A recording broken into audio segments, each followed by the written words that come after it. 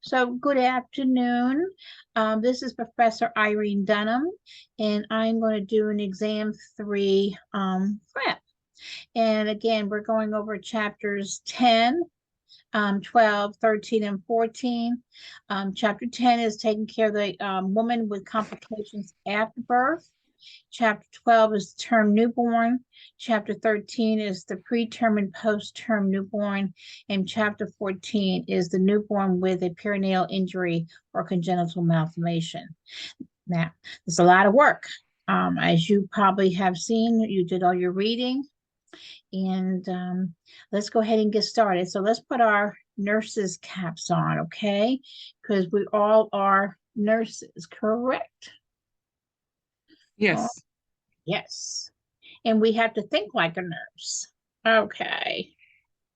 All righty. So I'm going to start here with a little cartoon. I love cartoons, and these are postpartum complications. So you can see my little cartoon shows some risk factors that could lead to a postpartum complication, and that would be a cesarean delivery. What am I thinking about cesarean delivery problems? Well, I could have hemorrhage. I could have what? Dehiscence. I could have infection. Could I not? Yeah, yeah. Prolonged rupture of membranes causes infection. It could cause endometritis. So we could have an infection. Prolonged labor can cause another postpartum complication because the uterus has been contracting for a long time, and it probably gets a condition called uterine atony or atony, A-T-O-N-Y, and the uterus would be more what we call like lazy after delivery. Okay, he says, I did my job and I'm tired, but we still got to contract after delivery to control what? The bleeding. I may have to do some bladder catheterization, or she may have had a bladder. That would give her what? Prone to a UTI, maybe. And then, of course, our big one is hemorrhage. And we must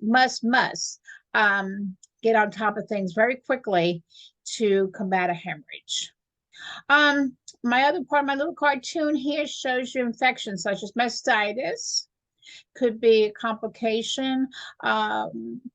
Baby doesn't latch on correctly, would cause mastitis, upper respiratory infection, sure.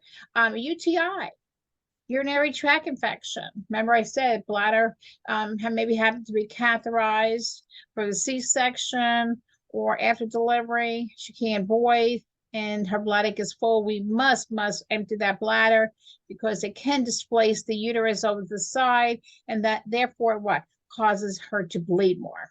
Okay. And then she could have what we call thrombophlebitis, which would be lead her up to a blood clot. And it's never good. What it can start with is DVT and move its way up to the lung and go into the pulmonary artery and cause you to have a what? A pulmonary emboli. All right. Then you may have hematomas, which is a vaginal hematoma, and that can be because maybe some injury happened during the delivery. And I'm going to tell you honestly, a hematoma is not very nice, and I do have a good picture of it, and so it's not good. Okay, and then you have endometriitis, which would be an infection inside the uterus. And you know how you would know sometimes what they have these kind of infections is because the discharge could be very foul. And then you may have some cellulitis. So in order, you're always going to maintain the semi-phallus position here required to give her some good breathing. So that's kind of a little synopsis of all the complications. But again, these are some more complications I just went over. But hemorrhage and hypovolemic shock, we're going to go over these. Yes. Thromboembolic disorders, yes. Postpartum infections or puerperal infections, subinvolution of the uterus, That means that the uterus is not contracting and not going back to its pre-pregnancy. What happens is there's a delay in the involution process. And then you have mood disorders. You have the baby blues, you can have postpartum depression, and then of course postpartum psychosis, which is very severe. So we're going to start out with some of these hemorrhage. Now, hemorrhage, what's your first or early sign of a hemorrhage? Tachycardia. Tachycardia, write that down. So these are some causes of why people hemorrhage. Uterine atony, remember, boggy, a uterus does not contract. Okay, remember I talked about sluggish uterus. You know, they're going to bleed. Yes. She could have lacerations, and lacerations could be higher up in the vagina. That could be from a traumatic delivery. And what that is, that's a steady trickle of blood from the vagina. So just like a water faucet, you know, and you have a water faucet and it goes, it just trickles, okay? And that's what happens. With a laceration, her uterus could be firm, but she still have bleeding. So that's where you have to be like the little Sherlock Holmes and discover what's going on, what's causing her to still have blood from the vagina. And then, of course, you have to get your provider in there. A hematoma. Hematoma, remember, is a collection of blood, right? So it could be severe and unrelieved. Oh, it is so painful. I had a patient that had a huge hematoma after delivery. Unfortunately, you know, we had to do a 4th-degree episiotomy. We had to, the provider had to apply forceps, and it was created a lot of perineal trauma. A large gush of blood from the vagina. You got to make sure the uterus is it's good, it's firm. And then saturation of more than one peri pad in 15 minutes to an hour. Yeah. And I always kept my patients' peri pads like on a blue chucks. And then I would time them. You can put on the chucks even. You put the time. And then I knew if I put one pad at say 1 p.m., and I'm already putting another pad, say at 1:15, then oh my goodness. In 15 minutes, I'm saturating 2 pads. Not good. And then, of course, tachycardia is your first sign because a woman that delivers, after delivery, her pulse should be slower, should be more bradycardia. And if she's having some problems and she's bleeding a lot, the body's trying to compensate for it. So it would go into what we call tachycardia. So I put down here what medications are given to control PPH. Well, you got oxytocin, all right? That contracts the uterus. And then if you need to add, you can add methogen. And methogen is strong, and you give it IM, and it does increase the heart rate. So you have to make sure that your patient's blood pressure is not high. She's not a hypertensive patient. So, and then you got Cytotec or misoprostol, and those are medications that we can use to control postpartum hemorrhage. So I got a question for you.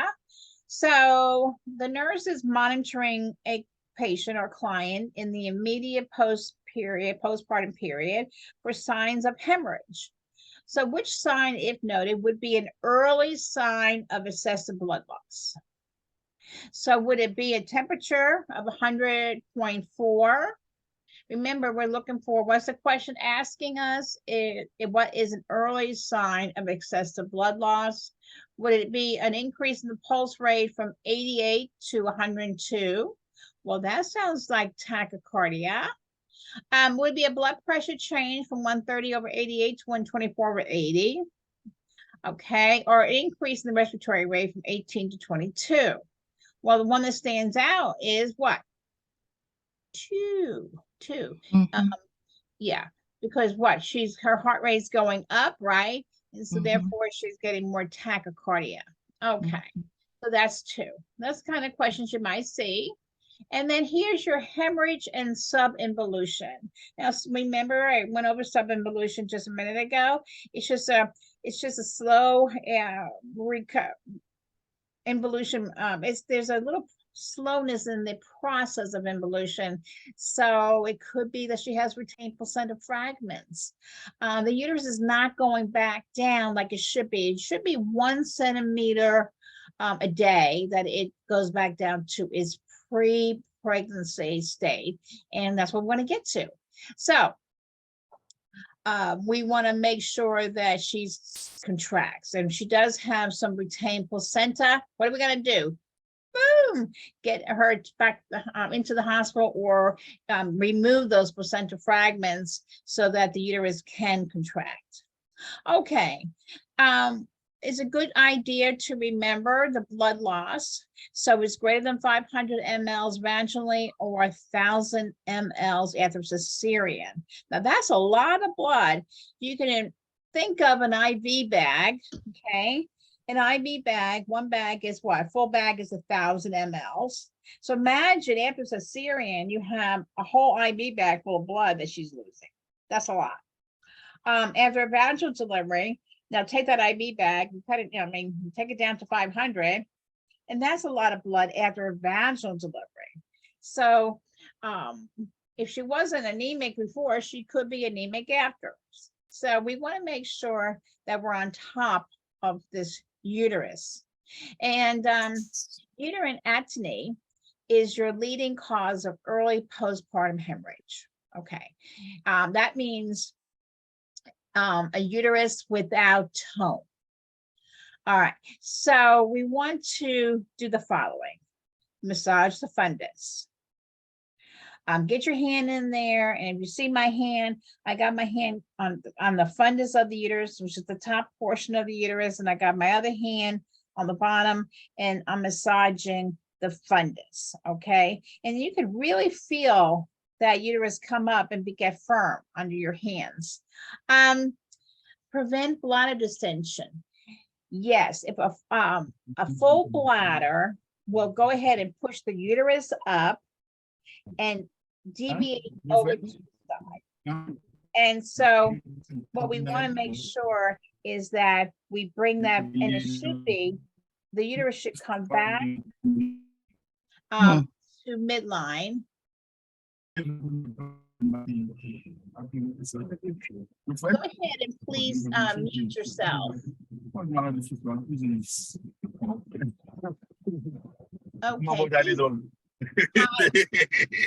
I knew it was you. Okay, go ahead and mute yourself, okay? Okay. Okay, Talk about me. okay, go ahead and mute. Okay. Thank you. Okay, so so we got the bladder distension, because where we want that uterus after delivery is midline, okay, and at the level of the umbilicus. When you have a full bladder, then it pushes that uterus up and over to the side, okay? So we don't want that, because that will make her bleed, and that will make the uterus what? Be soft and boggy. So we're going to empty that bladder and bring that bladder down, and so it's nice, so we can go ahead and massage the fundus and be nice and firm. It really works. I had a lot of patients that I had to catheterize after delivery because they couldn't void, maybe because they had an epidural, or they just they just couldn't go, and so I had to get the urine out. Okay, these are the drugs I kind of just went over just a minute ago: Pitocin, Methogen, Hemabate, and Misoprostol. So these are drugs that we use to make the uterus contract. Okay. Again, retained placenta is a cause of uterine of a hemorrhage, and it happens. If you pull on the placenta, it could leave a piece of the placenta up in the uterus. Never good to pull on the cord, and never good to pull on the placenta. So remember, what stage of labor is the delivery of the placenta? The second, Third stage. third stage. Third stage. Yay! Very good. Very good. So we don't rush it. Now, I have been in a lot of deliveries over 45 years of working in labor delivery, and I've seen some providers be real patient and just kind of cross their arms and wait. And some, they get the hemostat and they start twirling the cord up and try to pull on it. No. Because when the placenta comes out, if you're the LPN in the room with the RN, you're going to be asked to look at the placenta, and I'll say, hey, can you guys, can you look at the placenta and make sure that it's all there? So we're going to look at the Duncan side of the placenta, because that's the what, maternal side. Okay, so we're gonna look at the Duncan side, because that's the maternal side, and we want to make that's the side that's what, hooked on to mommy. So we want to make sure that it's all talking. over there. Guys, go ahead and mute yourselves. If you don't- Yes. Yeah, thank you. And then you have lacerations and hematomas. We talked about laceration just about a second ago, and then hematomas. Now, inversion is where the uterus actually comes out. It's an obstetrical emergency. We don't want that uterus to come out. Now, providers that pull on that placenta, when they pull on placenta, they can excuse me. Wow. Excuse me. Okay, I'm going to mute. There we go. Okay. They pull on the placenta, and so what happens is that that uterus can come out also. So we don't want to do that. So it's never good to pull on the placenta. And we talked about subinvolution, as you can see.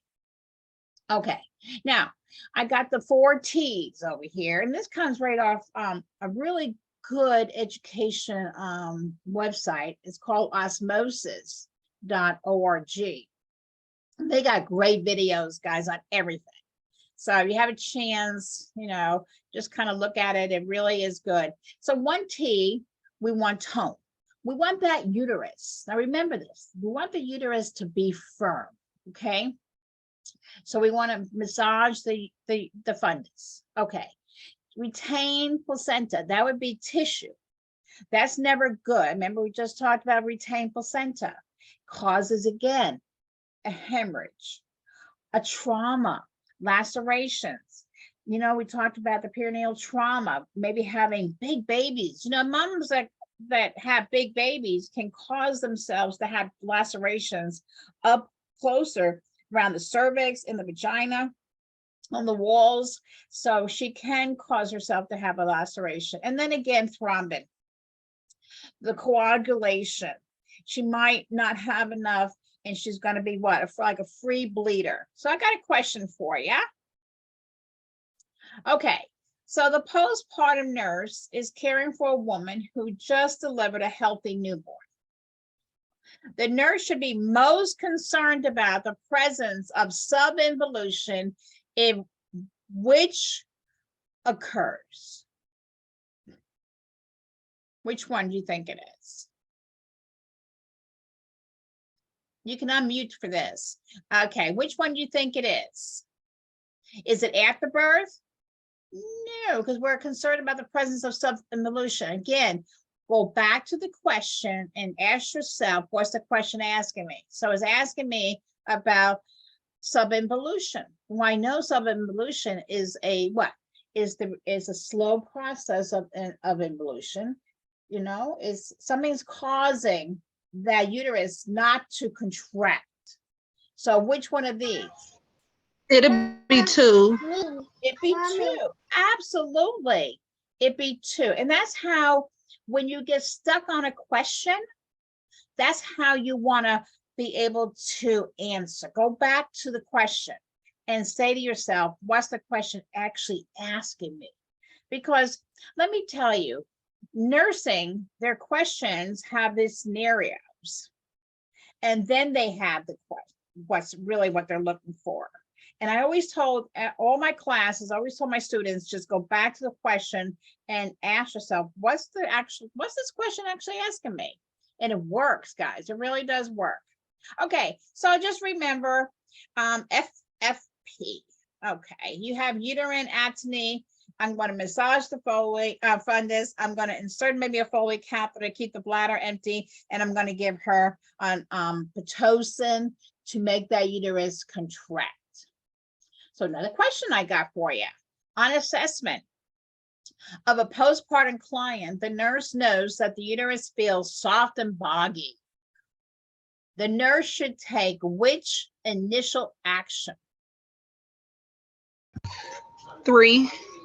3, absolutely. Massage that fundus until it's firm.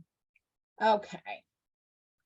So here I got a great picture. If you want to see this right here, this is a hematoma right here. And as you can see, is a collection of blood in the connective tissue. Does that look sore? It is miserably sore. Yes. Oh my gosh, yes. Okay. I mean, it is so painful that oxycodone or Percocet doesn't touch it. It's like unrelenting pain. And I had a patient that suffered with this. I have several. And what happens is that it just takes time for the body to reabsorb it. And what it looks like is bluish purple bruising, swelling. You can see it. Of course, I'm going to let the doctor or midwife know.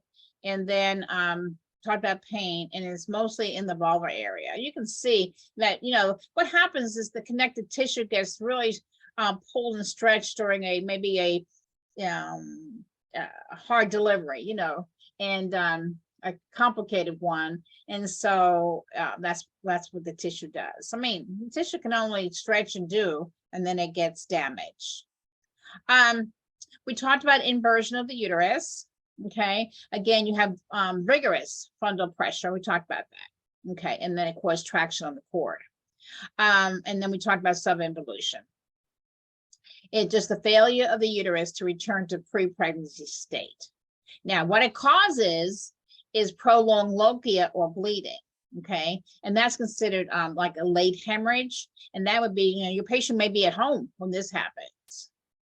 All righty, so over on this side, it's just talked about the lacerations, like I said, up in the cervix, the vagina, the perineum.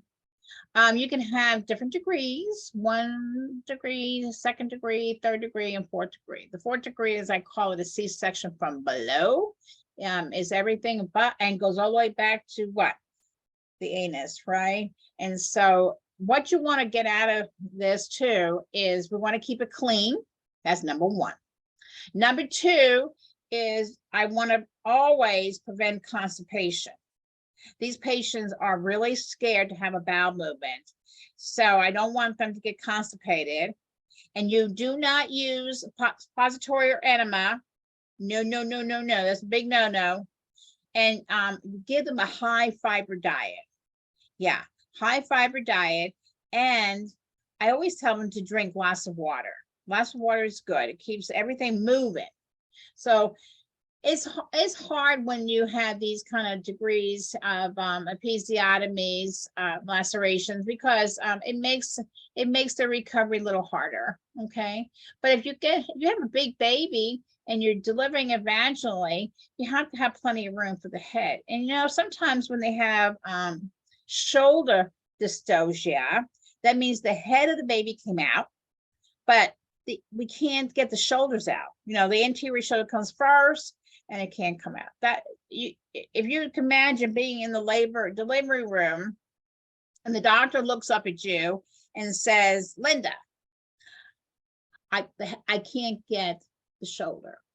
It's such a lost feeling. It's high anxiety, stressful feeling. And I go, okay, what do you need me to do? Well, put her legs all the way back to her ears. Okay, I'm going to cut an episiotomy. So I may have to do a pudendal block, you know, to do that, because if she didn't have an epidural, I may have to do that. And then cut maybe a 4th degree episiotomy. All righty. Do you hurt? Yeah, it does hurt. Again, good peri-care.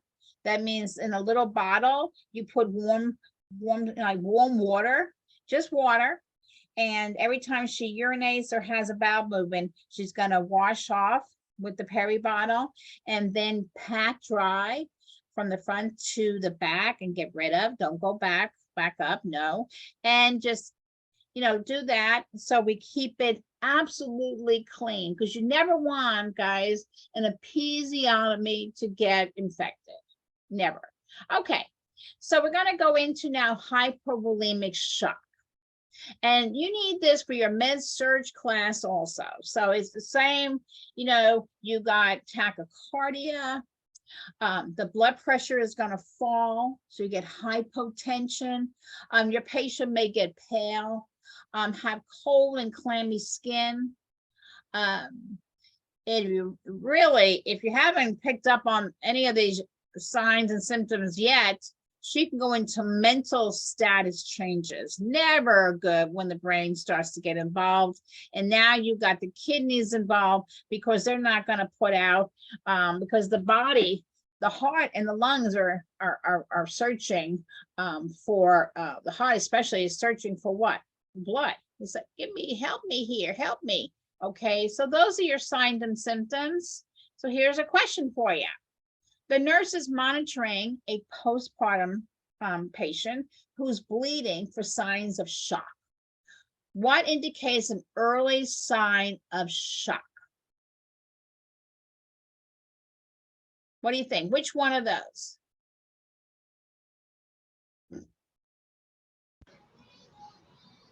Which one? I want to say Uh-huh.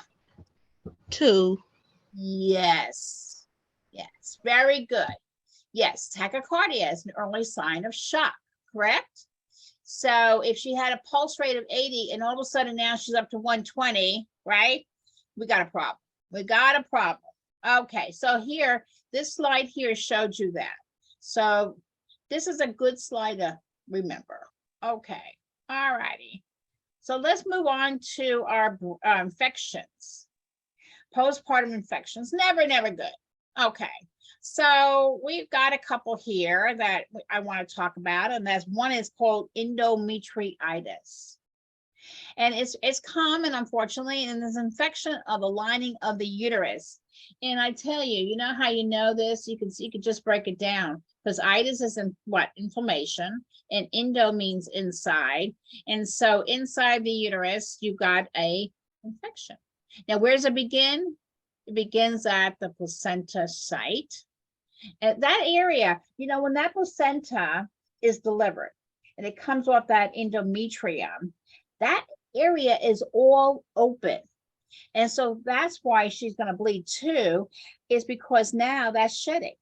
So that's why we want that uterus to what? Contract, to be real firm and be contracting like this. So it puts pressure on that area. That whole area, could get infected. And that's where endometriitis starts. So what are we going to do? We're going to give her some antibiotics, especially if they have like cesarean delivery. We go ahead and give them prophylactic antibiotics. These are the symptoms they may have. They may have abdominal tenderness or pelvic discomfort, and the key is a foul smelling discharge. Remember that cartoon, the very beginning, I told you about foul smelling discharge? Never good. That's a sign. Now I would remember that, because you might see that again. So those are here with me. That's a hint. And is also, she's experiencing subinvolution. So there is a delay in the uterus to go back down, to involute. All right. And then the next infection she can get would be a UTI or cystitis. So again, we're going to teach good perineal care after urination and having a bowel movement. And we're going to have her drink of water. Okay, remember, keep flushing the kidneys. Everything keeps going. Water is always good. Water is great at delivery. It also makes more breast milk. So I always have my patients have plenty of fluids. Always had their containers at their bedside full. And make sure that they're urinating. Okay. And you may have like a hat, you know, those white hats that measure the urine output. Keep a good eye on your patient's intake and output. And then wound infection. Now, she may have an episiotomy that could get infected, or she has a C-section, all right? And, or she had maybe a laceration. So she's open for infection. And, you know, she's been through a lot. Labor is a marathon, and it really takes the body down. And so we don't give them really too much time in the hospital to recover. That's why we say postpartum time is 6 weeks. We try to really teach our patients before they go home that they need to rest. No heavy lifting, because you can open the stitches of the episiotomy, you can open the C-section, not good. And then mastitis. Mastitis, and the great picture, and this comes right from your textbook. And what we want to do is we want to prevent mastitis. Okay, and so we want to promote the flow of what? Breast milk. So what can you tell your patient to do? Warm showers before feeding. I would note that. Write that down. I hope you're writing some things down as we go through this. And so we want to do warm showers before feeding. Nice. It just kind of makes the flow of breast milk much better. If she does get mastitis, as you can see in the picture here, the breast itself is very heavy looking, it's swollen, okay? And it's red, and it has warmth to it. You touch it and you can feel the warmth. You can see the redness, and we say there's like a little pie shape. That's called a pie wedge. She doesn't feel good. I mean, really, they have like, you know, the flu symptoms, really miserable feeling, body aches. And then if she has purulent drainage to come out of the nipple, that means that it's really now heavily infected. She needs antibiotics. So she'll need antibiotics. She'll need also an analgesic because this is painful. She's got a pump. She doesn't feed. If she got purulent drainage, the infant cannot feed from this breast. And I tell you what, it's hard to feed when you have something like this going on. Mommies usually, this is what mommies say: I'm done. I'm done. Some warm compresses may be nice for the feeling of it. And then always have the supportive bra. And I can tell you what, even just putting a bra on is very painful. And sometimes this swollen area, it can go all the way up into under the armpit into what we call the tail of Spence. And that's very painful. They come in, I'm going to tell you guys, they come in and they got their arms up. They can't even put their arms up. They were most slow under it. It's not. It's not. It's not. You look at it. There we go. Okay. So to do an evaluation of the episiotomy is called REDA. And this is probably an acronym that you've seen already, but when you look at the episiotomy healing, we want to assess for any redness, edema, ecchymosis, which is bruising, discharge, the drainage, and then approximation of the suture line. We want to make sure that the stitches are intact. Okay, so this is what you do on the mother-baby unit, and you're looking at the episiotomy, and then I teach my patients when they go home what to look for, and how they can look is they just take a simple mirror and be able to see the area of the episiotomy. And I tell you, sitz baths are always nice after delivery. So when you have an episiotomy, write this down. The first 24 hours, you're going to have ice pack. Please put an ice pack on that woman's bottom. Please, please, please.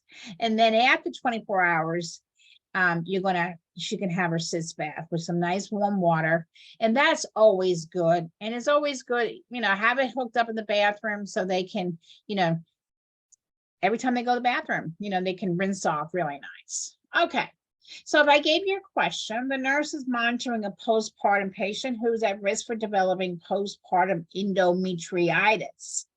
So which finding, if noted during the first 24 hours after delivery, supports the diagnosis of postpartum endometritis? Which one of these? What do you think? Remember, it is a what? Infection of the endometrial lining of the uterus. So which one here? So it would be number 1, abdominal tenderness and chills. Yeah. Okay, good. All right, how about another question? All right, how about the nurse is caring for 1 day postpartum client? Which client assessment requires the need for follow-up? Okay, so the client with mild active pains, no, that's really normal, right? So we can X that one off. The client with a pulse rate of 60 beats per minute. Yeah, that's okay. But remember, after delivery, they're more bradycardia. The client with colostrum discharge from both breasts. Well, colostrum is normal, is it not? Yeah. Okay. Yeah, so it'd be 4. And before, the client with lochia that is red and has what? A foul smelling odor. Anything that has a foul smelling odor is a red flag for infection. Okay. All righty, here we go. So this talks about the thromboembolic disorders that we said in the very beginning. So you have SVT, you have a DVT, and a PE. Okay, so if you have an SVT, that mostly has the superficial saphenous vein. And that's a big old vein that goes from what? The hip all the way down. Okay, and what happens? You have pain and tenderness in the lower extremity. You can have redness, and the vein itself gets really like hard. So you're going to treat with NSAIDs. Okay, take down the inflammation. You're going to rest it, elevation. Yeah, put the leg up, and maybe some compression. All right, that's an SVT. Now DVT we see quite a bit. We used to, and let me tell you, after delivery. That's because the patient needs to be up in stirrups for a long time. So what that is on one leg. So it's what we call unilateral leg pain. And where the pain is in the calf. Now, a lot of questions will give you this kind of diagnosis here with calf not diagnosis, but telling you symptom, pain in the leg and the calf, and she may have some swelling. Now, if my patient, I had patients on the postpartum unit that would call me down and I would have to assess. And if you see any redness or warmth, they get a positive, you get a positive Holman sign, that's never good. So what am I going to do? Well, I'm not going to say, well, that's normal, you'll be okay. No, I'm going to call the doctor and I'm going to probably do a venous Doppler study on this leg and see. Now, thank God, 9 out of 10 times, it was just, from the position that she was in labor for a long time. But if you do have a clot there, you got to give her some anticoagulant therapy. Now, how are you going to prevent it? And remember this, early ambulation to prevent a DVT. Got it? Early ambulation to prevent a DVT.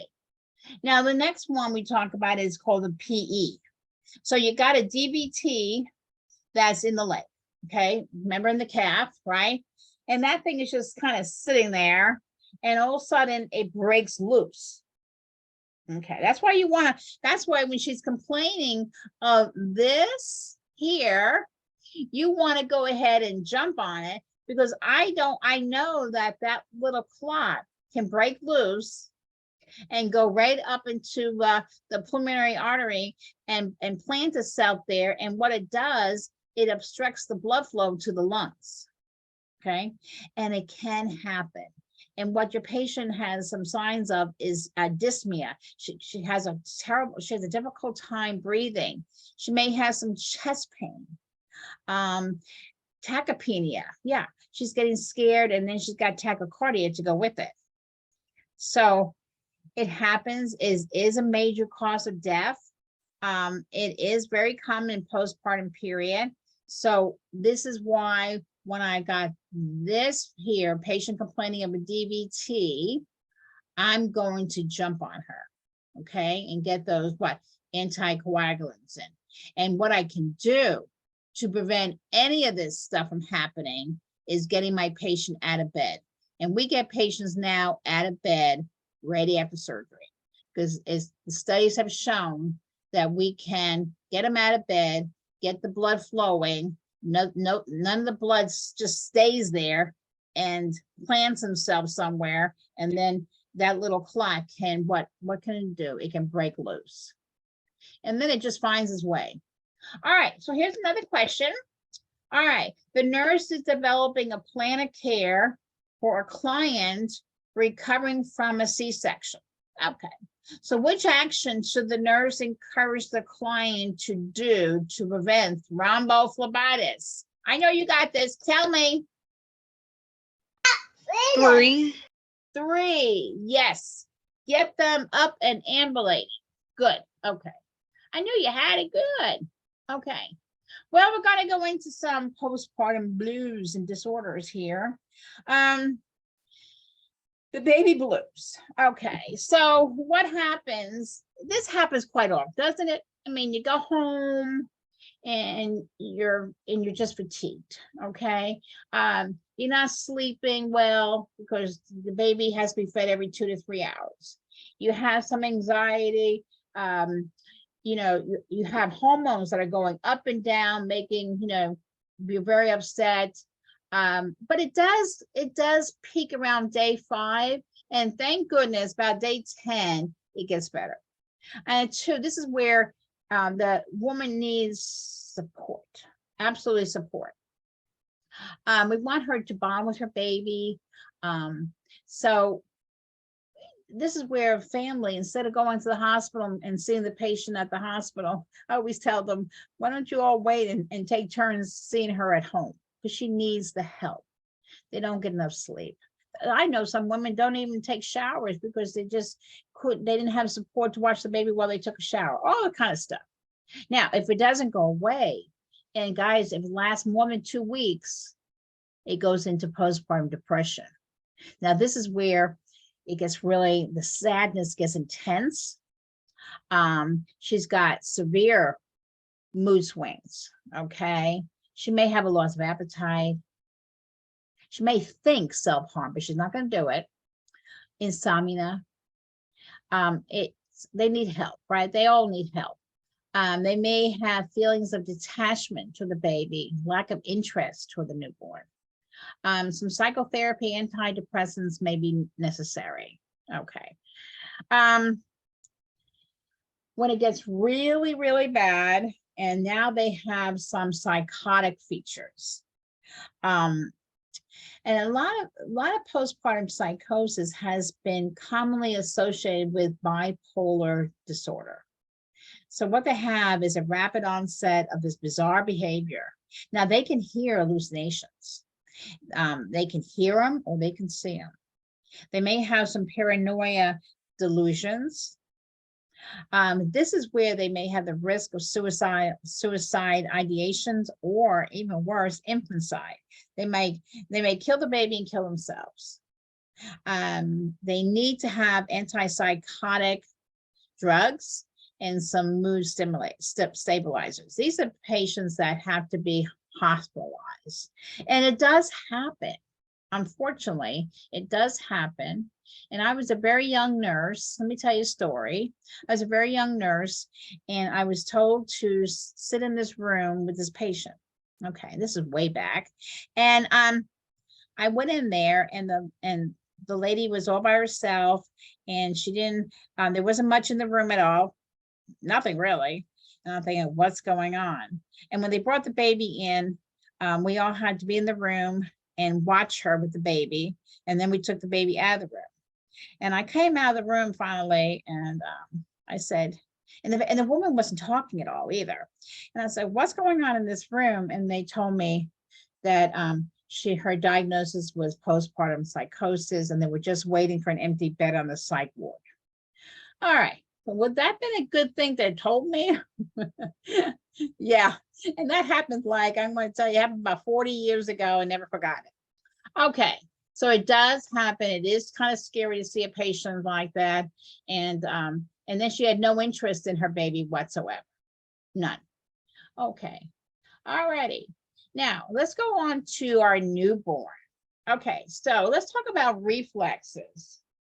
So reflexes are a way that babies, there's some, they fall under what we call neuromuscular assessment. And these are pictures that come right out of your book. And I want to talk about rooting. And rooting, the baby actually turns toward like mommy or stimuli when the cheek or the corner of the lip is touched. So rooting is, you hold a baby in your arms, and what does the baby do? It kind of goes toward the breast of the person, right? And or you touch the cheek, okay, and the baby turns toward it. And reflexes are all important to assess because you want to make sure that they're there. All right. Especially like eating. We always had to watch the first feed, is because we wanted to see how the baby swallowed. First, how the baby sucked, and then how the baby swallowed. Another important reflex is called the Moro reflex. That's just called, write that down, Moro. And another term for it is called the startle reflex. And what happens is that you have the baby, say, in the bassinet, and you hit the bassinet, say, the corner of a door or something. And so, of course, that will kind of get, hit the bassinet, just a slight little thing, but the baby reacts and puts his arms up, and you may see his little fingers make like a C. Okay, that's called the startle, the Moro reflex. And then you have the Babinski reflex, which is, write this one down because you'll see this one again. This is where you stroke the sole of the foot from the heel to the ball and toes. And this is where the baby will hyperextend and fan the toes out.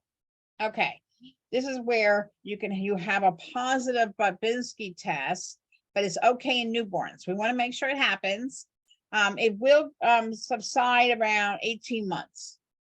Okay, so it's called a Babinski. So you just take, you just stroke the heel of the foot and go right straight up to the ball and the toes, and the baby will respond by opening his toes.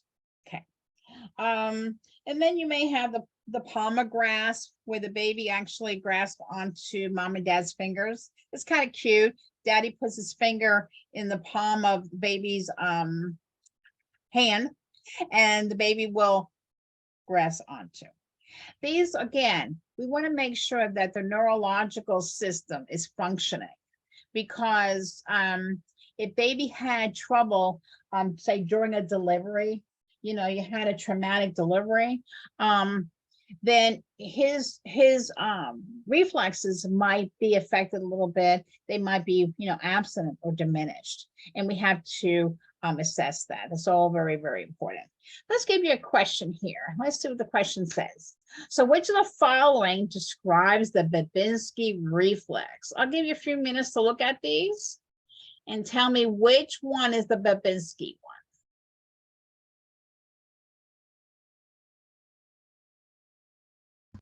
one. One.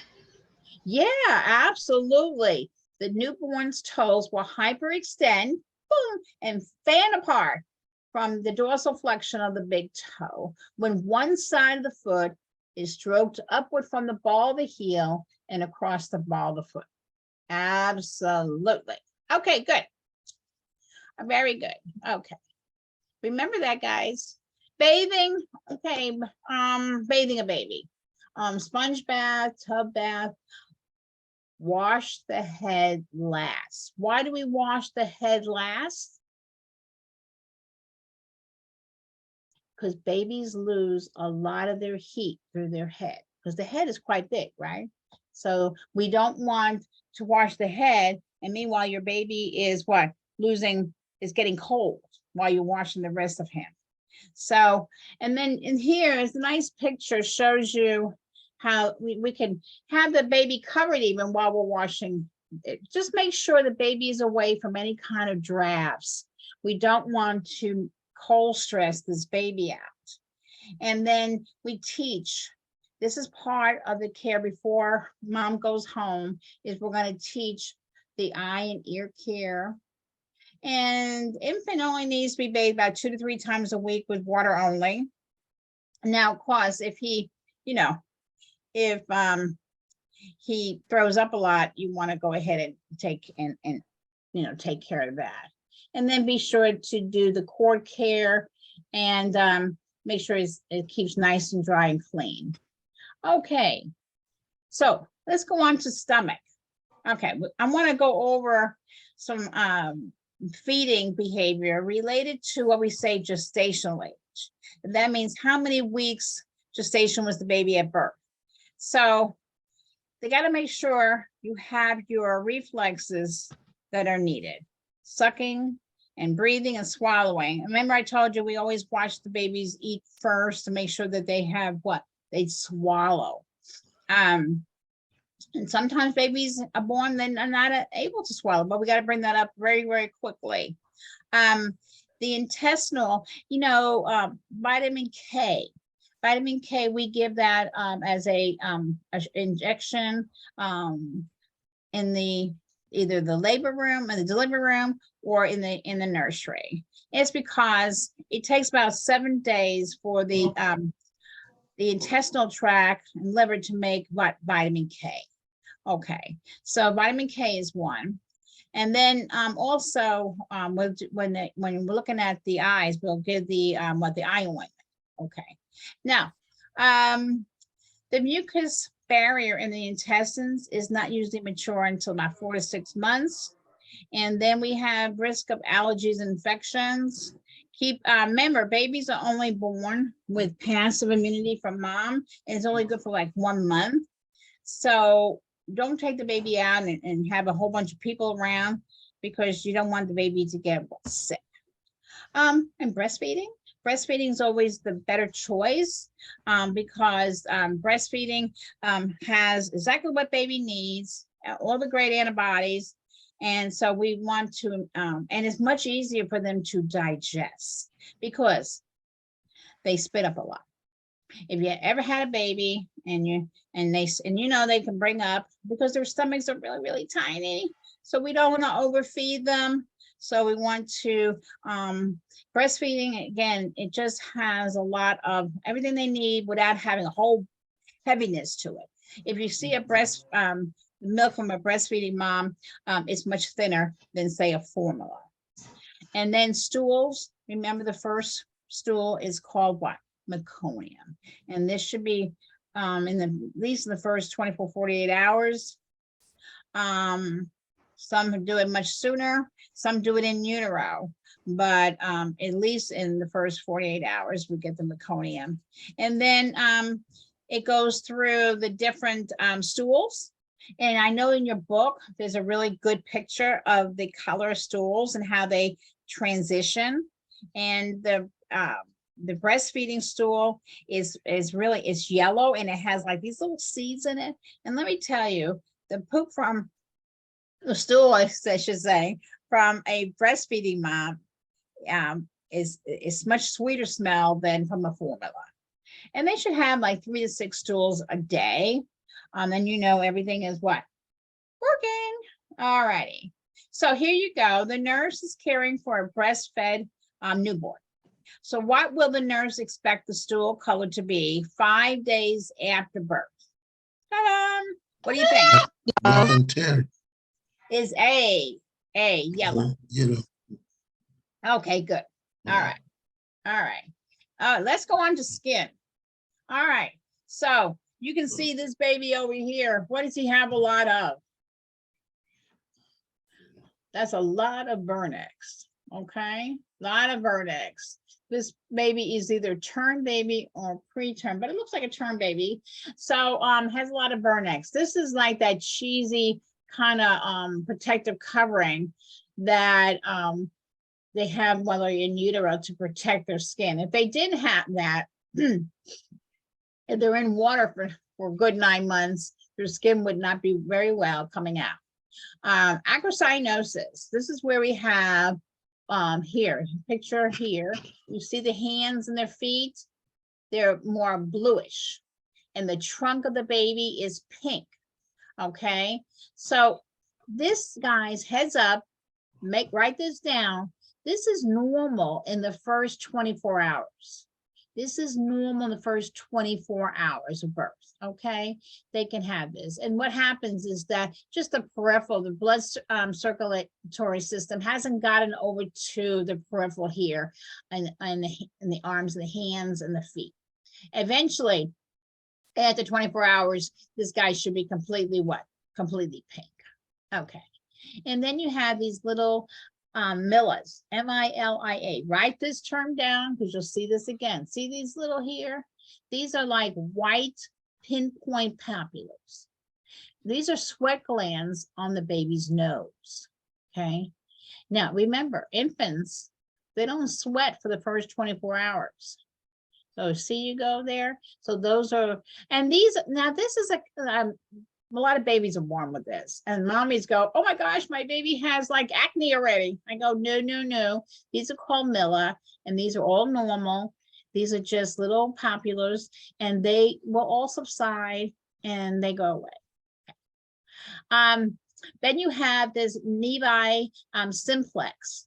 So this looks like a little stork bite, okay? And they're kind of salmon in color. And mommies get upset because they look like, or they could be pink spots on the nape. We call this the nape of the neck. And they blanch easily. Okay. And then here, over this picture here, you got Mongolian spots. Now, these are bluish black pigmentation and is most common on dark skin, like people from Latin America, Africa, Mediterranean, and they look like a bruise.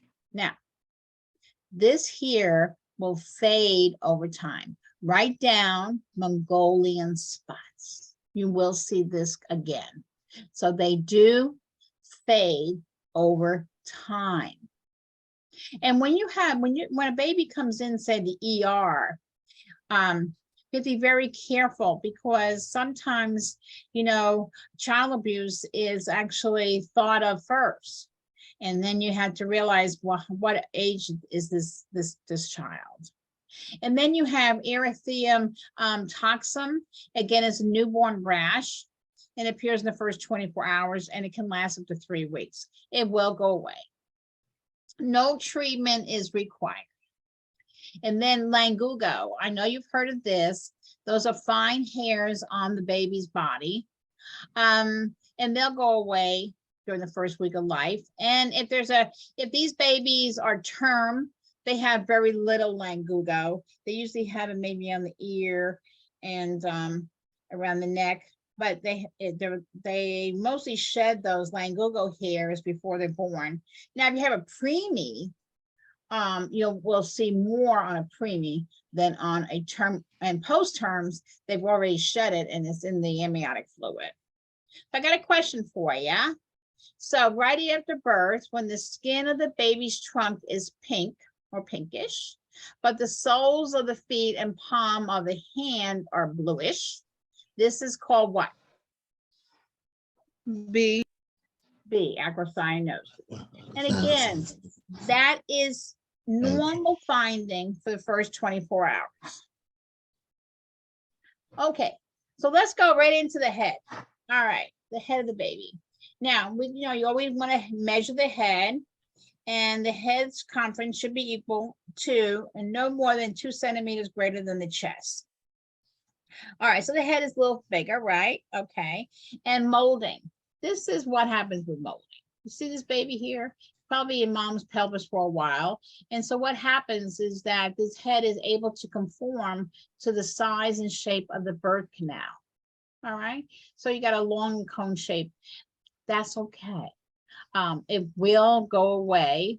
It just takes a little time. The head will fix itself. Okay. Mommies get a little upset. Sometimes you hear like the term cone head. That's where it comes. That just means that baby's down the pelvis a little bit longer than normal. Okay. But thank goodness they're able to mold, because that's how they get through the pelvis and get to be born. All right. Now these are two areas. It's called one is called caput succedaneum, and this here is a swelling. Now, where the swelling is in the right around here, and I'm going to point to my head, and you can see right in here. Okay, then the head is called the caput, and what you have to remember about this one, and I know Hesse likes this too. Caput succedaneum, it crosses the suture line. Well, if it's in the back of the head, and here's my sutures going down the middle, yes, it will cross the suture line, because that's where the sutures are. Okay. Now, the other term that can happen to a baby's head, and maybe baby has forceps delivery, maybe baby had a vacuum extractor assistance, can create what we call a cephalhematoma. And that's a collection of blood under the scalp. Now, that one does not cross the suture line, because where is it? It's on the side of the head, where the ventricle is over here on the head. It's on the side. Well, where's my suture line? My suture line is in the middle. So you can see it's far away from the suture line. Okay. And so that's how I always teach and remember it myself, is where it is. Okay. Now, all these go away. Thank goodness. So you have to tell mom, it's okay. It will go away, and not to not to worry, because new moms, what happens? Poor mommies, they get all upset. Okay, and then you got your fontanelles. You got the anterior fontanelle, and it's in the front, and then you got the posterior. Okay. Now you have to remember, I want you to write this down. A depressed fontanelle goes along with a baby that is dehydrated. Okay, baby's not getting enough fluids. So the anterior fontanelle, when you just feel it as a nurse, you can just lightly goes down, is depressed.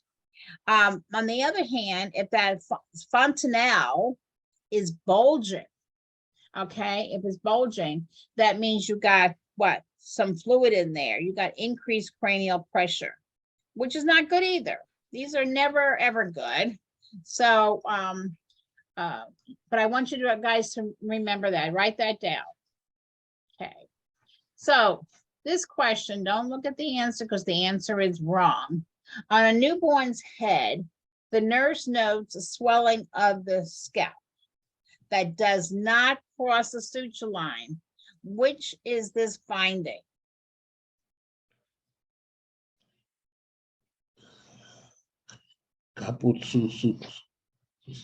Which one? Okay, remember, you got a swelling that does not cross the suture line. So where is it? On the side. Right. So which one is that?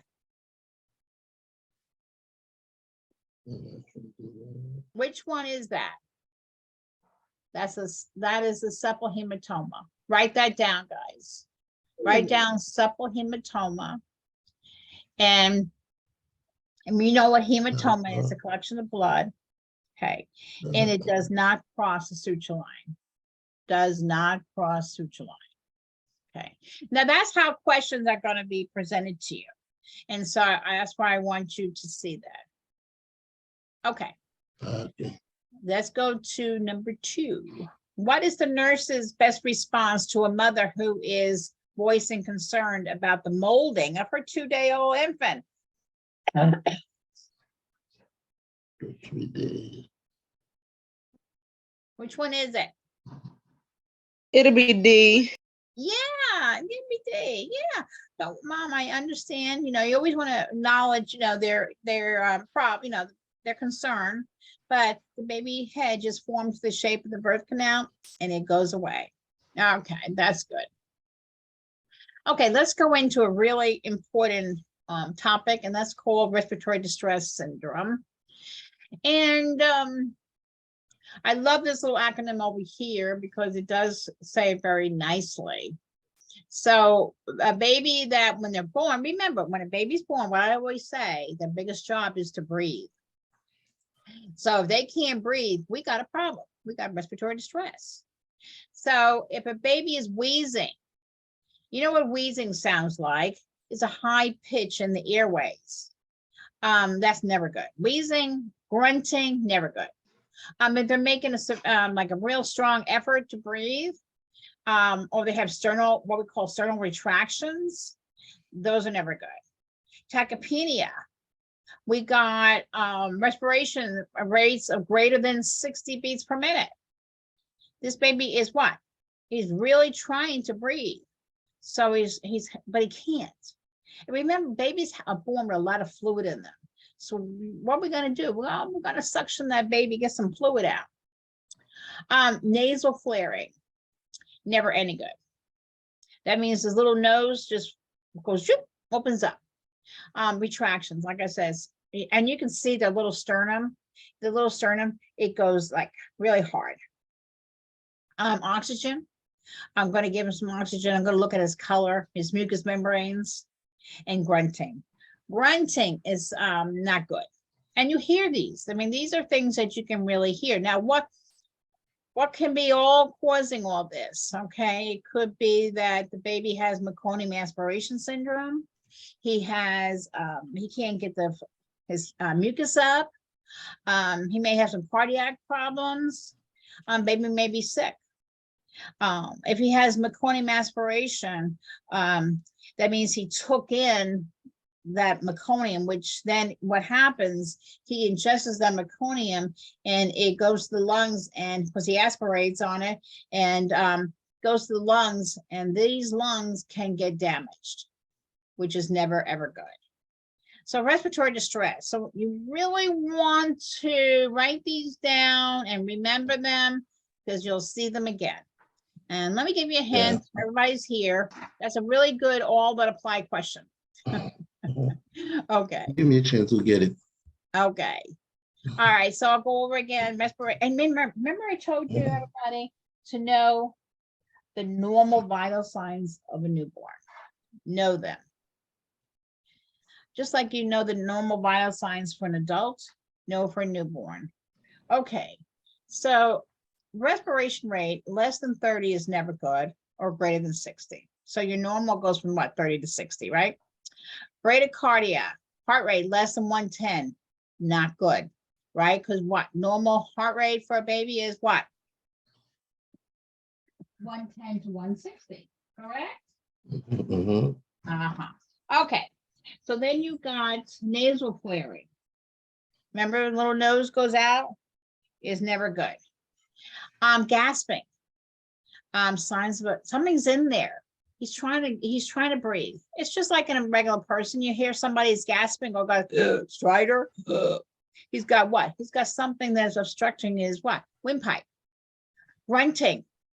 Grunting. You ever hear grunting? You'll never forget it. It's just that he can't get the what air he needs. Intercostal or subcostal retractions. His little ribs, you can see them being pulled in, trying to breathe. Again, it's also his sternum gets pulled in. Hypotonia. These kind of babies don't have much at birth. I mean, they just come out very, we'll call flaccid. Of course so. There's no response from them. Central cyanosis. Central. That means when I say central, I mean the trunk of the baby, which should be, should be pink at birth when it comes out, and just have the acrocyanosis, which is normal. We talked about that. But when the trunk, we call that central cyanosis, is blue, that's not good. And then of course tachypnea, and we went over these already. So These are respiratory distress.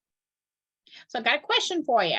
What symptom assessed in the newborn shortly after delivery should be reported? Okay, so this question is asking you, which of the following that you observed on this newborn right after delivery should be reported? Which one is not good? The chest retractions. Yes, Retraction. thank Sinus. you. We got it. You got it. Yay. Good deal. Good deal. Okay, All All right. so let's go into urinary. Okay, we're always going to, we have to note the first void. Okay, so we always want to know if the first void does not occur in the first 24 hours. That means the baby should void the first 24 hours, right? So newborn should have about 6 to 8 wet diapers a day. And that's what we tell mom too, because mom's always very concerned about, well, did my baby get enough fluid, from my breast?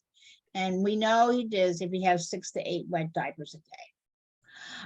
Circumcision, what that it is basically going over the surgical removal of foreskin. This is a very controversial. Is up to the parents. They can have a baby circumcised or not. If they have a condition called hypospadias, then they have to wait. They can't have it because hypospadias just means the tip of the urethra of the on the penis is over to the side. So you don't want to deal with anything there. And if a baby has hypospadias, you don't circumcise because that's good skin that could be used maybe to fix that. So that's why we don't circumcise also.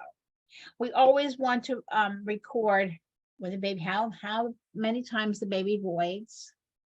We always want to observe for bleeding and infection. That's why we do it. They wash off with the penis with betadine, and all the instruments that are used, like the Gomco retractor and all that, that is sterilized. Doctor has sterile gloves on. Everything is sterilized so that we don't cause an infection. So that's, and you can see the little guy here. This is done. This is just, he's put on like little restraints here, only want to keep him quiet. And then usually this is done in the pediatrician's office. Now some hospitals are doing it, and the obstetricians, years ago, the obstetricians did it, and they did it. I'm going to tell you, when I first started out, which was a long time ago, long before you were born, they used to do these like right after delivery. Do we have more bleeding? Yeah, because the vitamin K was not being produced enough to have him be able to clot. So we had a little more bleeders, but we could control things. Okay. All right. Now in a female, the little girls, what happens? And I know I've seen this on HESI. They may have a slight bloody vaginal discharge. And I think maybe you heard of the term called pseudo menstruation. Basically, of course, they don't have any of their own hormones, but what happens is that mom's hormones have gone to the little female, and that's what happens. But it's okay. It'll subside. Once baby starts peeing and pooping, it gets all out of the system. But it can happen to little girls. And then you always want to clean from the urethra to the anus. Okay, so that covers circumcision. And neonatal pain, please go in your book and look at the different multiple pain scales. You got the cries, you got the PIP, the NIP. What's another one? NIP, PIP. Flex. Huh? Flex. Okay. Oh, okay. Face. Face, leg. Yeah. Okay. So it's right in your book, guys. So my question to you is, do babies feel pain? Yes, they do feel pain. And they have certain changes, just like we do, adults, children do, adults do. They have changes in their heart rate, their respirations, O2 sats, even intracranial pressure. And you can see, now this baby is what? He's telling you. Is this baby in pain?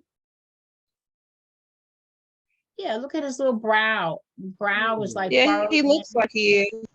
I know, I feel sorry for him. He's like, oh no. He has his little fist, his little chin. This little chin can quiver. They have a lot of what I call facial grimacing. And then we use these different neonatal pain scales only to, we can quantify it that way. We can quantify it. So how are you going to manage the neonatal pain? Well, for the circumcision, you can do like local or topical. It's nice to do topical. Some topical lidocaine, just something to numb it, okay? You can hold the baby close, right? Keep the baby, wrapped up tight. And then you can maybe have, I hate to say it, but, it could be a little pacifier, How about kangaroo care? And maybe, helping the baby relax by massaging. I always console my children by holding them real tight, real tight. All right. So let's go into preterm. We got a few more to go. I want to kind of keep moving on a little bit here because again, here's a pretermer. All right. So we know about term babies. This is now preterm. So pretermers can get respiratory distress syndrome, sure, because if they're born early, they don't have what we call enough surfactant, right? And I know you guys know that, and you need that surfactant, and that's why we give mom the beclomethasone before delivery. Before she even delivers, we're going to try to give her a steroid to increase the production of surfactant in the baby's lungs. Now, baby then comes out and he still may have some trouble breathing. He'll go to the NICU. And when he goes to the NICU, they'll go ahead and intubate him. And they'll probably put him on some kind of ventilation. And they can also give surfactant elixir. That means a liquid form right through the ET tube, right through the ET tube. So when you see a baby that's struggling, this is what you're going to see right here. So you're going to have tachypnea, which is what? Greater than 60, remember? Greater than 60 breaths per minute. Again, remember I talked about retractions. Oh, and these babies, you can really see the sternum and the intercostal muscles just going, oh my goodness, back and forth. They just get sucked in. You can hear the crackles on these babies. On expiration, they have the grunting and nasal flaring, and then they may be really pale or cyanotic. Okay, we have to be very, very careful about giving oxygen to a preemie. Years ago, we used to give a lot of oxygen, but then we're using the pulse oximetry. And remember this, write this down. An oxygen saturation of 92% or greater is good. Now you'll see this again. So is 92% or greater is good. Okay, that means that he's getting enough oxygen, right? Because we're doing oxygen saturation in the blood by pulse oximeter. Okay. Because we don't want to give too much oxygen to a baby. Now, when you remove fluids from the baby, you remember the bulb suctioning? Okay. So where do I'm going to put that bulb suction in? Into the side of the mouth. Remember that. All right. Right here. Remember, babies come out and they have a hard time breathing. They might have what? Too much amniotic fluid yet. So we got to get that out. And we're going to, first we can just use the bulb suctioning. And then we may have to do more suctioning, but right away is the bulb. put it into the side of the mouth. Don't ever put the bulb suction right in the middle of the mouth. Do not. What are you going to elicitate when you do that? They're going to gag. And whatever maybe mucus is there, they're going to gag, and it's going to get worse. So you can do worse things too if you do it that way. All right. Let's go on my baby here. You see my little baby here? This is a preemie baby. They have special needs, and they can get a pneumothorax. This is a big one, bronchopulmonary dysplasia. Now, if you give a baby too much or long-term use of oxygen, you can cause chronic lung disease, and that's called bronchopulmonary dysplasia. You need to write that down. So if you're listening to me, write that down. It's a toxic response in the lungs to long-term use of oxygen. So we have to make sure that once we get these babies going, excuse me, if they can come off that mechanical ventilation is good. Okay, so that's why we use all these machines in the NICU. Now, you may have a baby that is hypoxic, and again, it's going to go. All these babies are where? In the NICU. And then too much oxygen too, you can damage the retinas of the baby's eyes. And so you want to go ahead and get that under control. All right, let's go ahead and make sure you're muted, please. Hold on just a minute. Okay. Okay, good. Okay.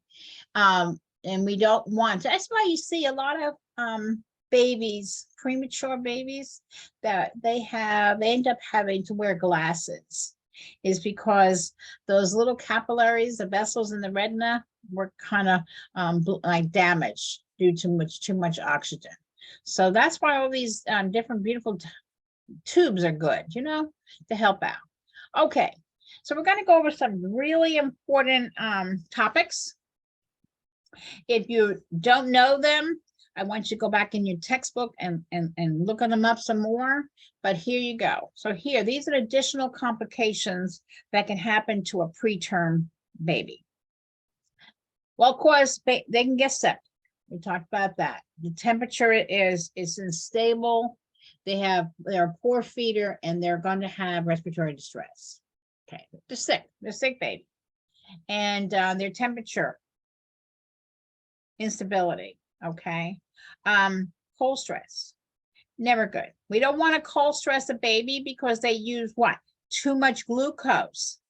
They're trying to make themselves warm. They say, hey, nurse, put a blanket over me. Okay. So they use too much sugar up, and they can cause themselves to have hypoglycemia. If they lose too much heat, so excessive heat loss, because maybe, especially in a preemie baby. Now, don't forget, what are we talking about? We are talking about preterm births. They have little brown fat. Term babies have a little more fat on them, right? You see this baby here? He doesn't have much fat. No, he doesn't have much fat at all because he's early. He hasn't had the time to gain that fat in utero. So they get cold much quicker. And then they're in your brain, you have a heat center that's also immature. And, remember, babies cannot do that. They don't shiver. So what's your signs and symptoms of this poor little guy? Well, he's trying to get warm. So he's got tachypnea. He's breathing fast. And all this is making him very tired. And so his heart rate can go down. He can have what we call bradycardia. And of course, decreased skin temperature and mottling, mottling. His color is all over the place. So write that down. So this here, I would know. So write down cold stress and know the signs and symptoms: tachypnea, lethargic, bradycardia, decreased skin temperature, and modeling. Okay. As we move on, hypoglycemia, and you know that's low blood sugar. So what are your signs and symptoms? You have a weak cry, baby has some tremors. Really bad is baby will have convulsions if you don't pick up on it. When I have my babies and they come out and they're like shivering, I mean, not shivering, but they have little tremors, I'm right there, what? I'm right there getting a blood glucose. Now for preemies is 30 milligrams per deciliter, that's low. And for a term baby is 40 milligrams per deciliter, that's low. Okay, now some books will vary, but those seem to be the universal. So here we go, hyperbilirubinemia and jaundice. Well, hyperbilirubinemia means just is increased bilirubin in the blood. Okay, so baby then, because he can't break down he has an immature liver and he can't break down the bilirubin, so therefore it builds up in the blood. When it rises, when that bilirubin level rises, it causes the skin to turn yellow. All right, so that's never good. So we don't want this baby to be jaundiced. Now, a lot of babies are jaundiced, but they have what we call physiological jaundice. That's jaundice that occurs like in the first 3 days, okay, birth. All right, so it's not right away. It's not in the first 24 hours. It occurs like in the third, I should say, excuse me, let me correct myself, in the 3rd day of life. Now, jaundice that occurs in the first 24 hours of life, that's pathological jaundice. So write that down. Pathological jaundice is jaundice that occurs in the first 24 hours of life. Physiological jaundice is jaundice that occurs around day 3. Now, how we're going to take care of this is phototherapy. Phototherapy is you have the ultraviolet lights on the baby. Baby is naked, except for maybe a little diaper for the feces and excretions, but you want baby's skin to be well exposed to the ultraviolet light because that's what's going to break down the jaundice. Okay, and how the baby gets rid of the jaundice is through urinating and through bowel movements. Okay, so what do we have to worry about when we have a baby in phototherapy? Is covering his eyes. The eyes must be covered. Okay, just because, just say when you go out, especially if you live here in Florida, you have to have sunglasses on.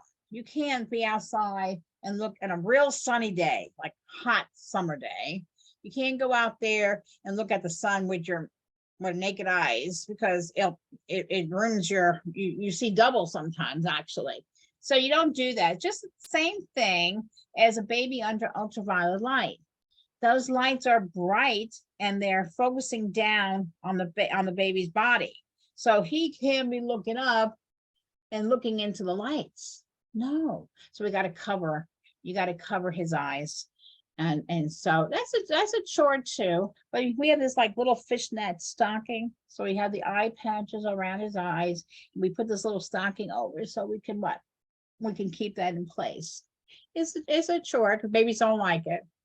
All right, and the other complication that can occur with a preterm birth is when we have an inflammatory disease of the GI tract.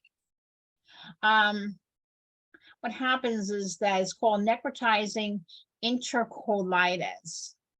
It's very common in preterm infants. Because what happens is that they may have some abdominal distension. Their skin is like their poor little tummies. When the abdomen swells up, the skin gets real shiny looking. Their temperature is not stable, it's instability. And what's not good about it is you'll see some bloody stools. Now, breastfeeding is always my preferable. It's always been, because breastfeeding has the greatest effect for lowering the risk. Again, breastfeeding, the milk itself, how it's composed, it has less of the fat.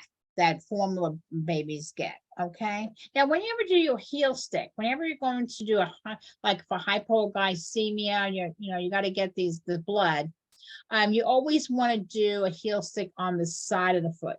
You see here, you never ever want to go through the middle of the foot. Never, ever, ever. Because in here you have nerves and you have arteries and you don't want to. You see the side here? And and sometimes you can get a better blood supply if you warm the foot up. Okay, so my question to you is, you have a baby 1 hour following a normal vaginal delivery, and the newborn axillary temperature is 96 Fahrenheit. His lower lip is shaking, and when the nurse assesses for a Moro reflex, the boy's hands shake. Which intervention should the nurse implement first? Now, this is first. If you said B, you are absolutely right. Because what am I describing up here? Remember, hypoglycemia. This baby is what? Shaking, and we want to make sure what? We want to make sure what's going on.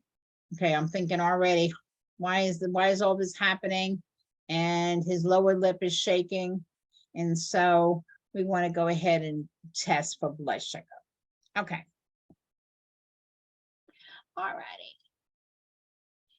So my nursing goal for my little premature baby is, again, with every baby, is called thermal regulation. Keep the baby warm. We either use a radiant warmer or we use an incubator. Okay, now when you use a radiant warmer, I don't want to overcook my little guy either.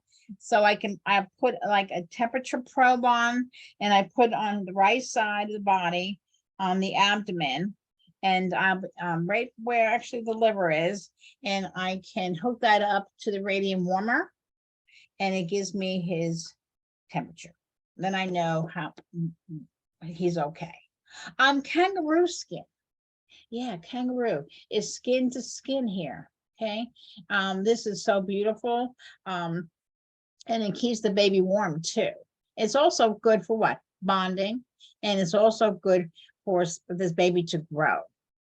It does work because psychologically. Nutrition. This baby is being fed by gavage feedings is because, why? Because maybe he's so young, he doesn't suck very good. Maybe his swallowing reflex is not mature yet. So we don't want to choke him.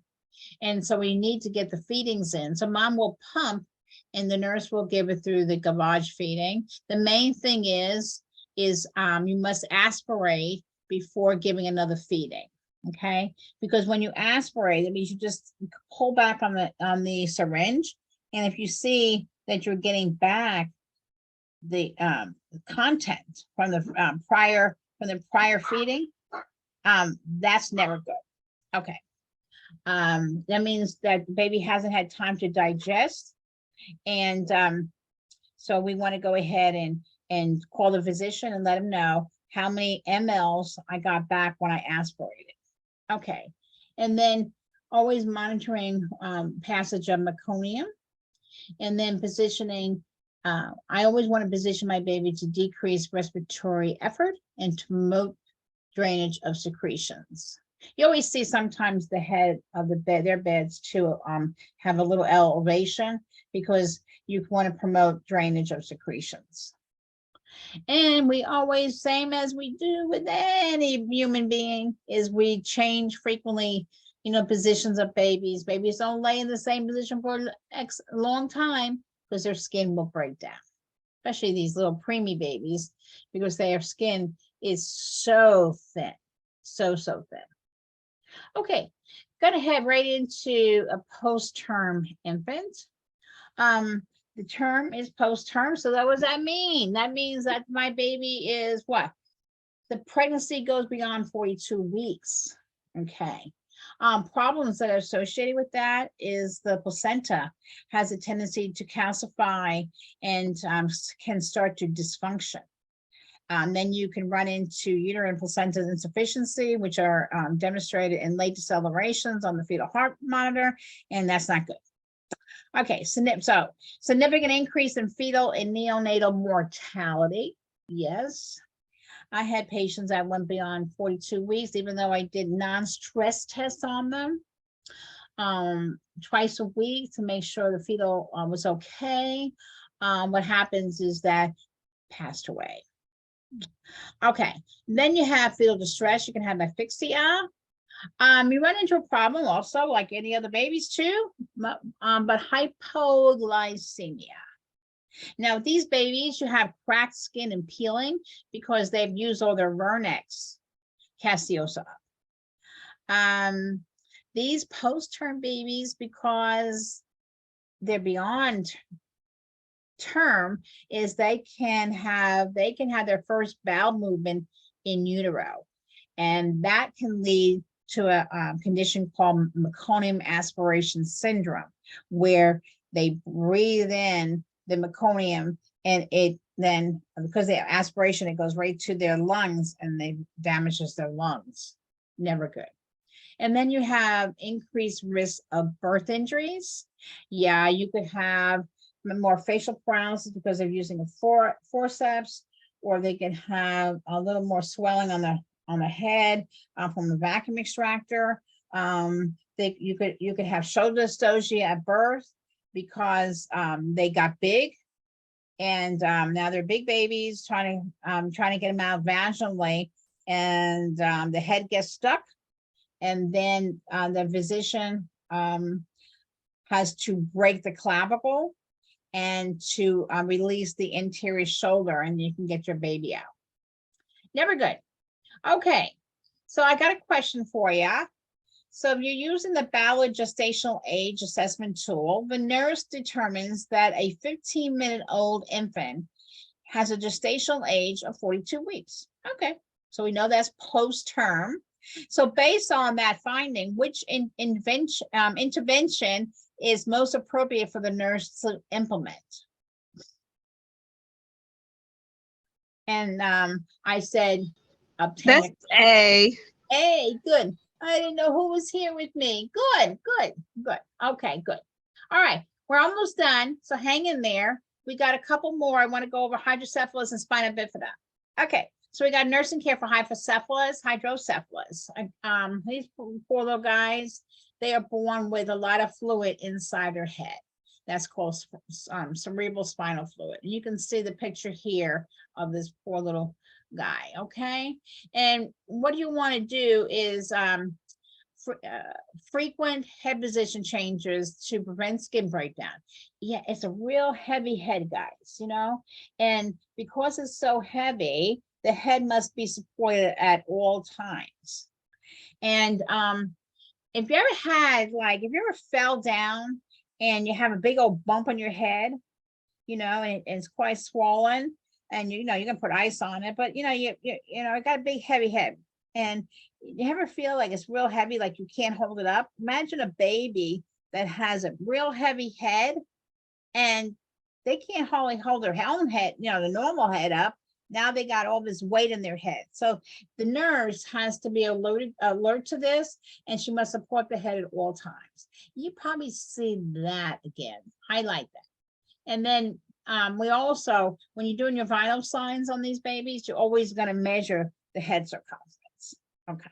So what's post-op? All right. Well, you always got to watch for signs of increased intracranial pressure. They're going to put a shunt in.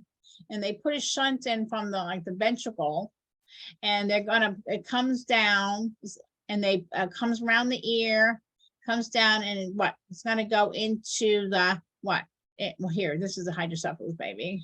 The shunt goes in here and goes down into the stomach. Okay, so you can see the difference in the ventricle here is full of fluid, cerebral spinal fluid.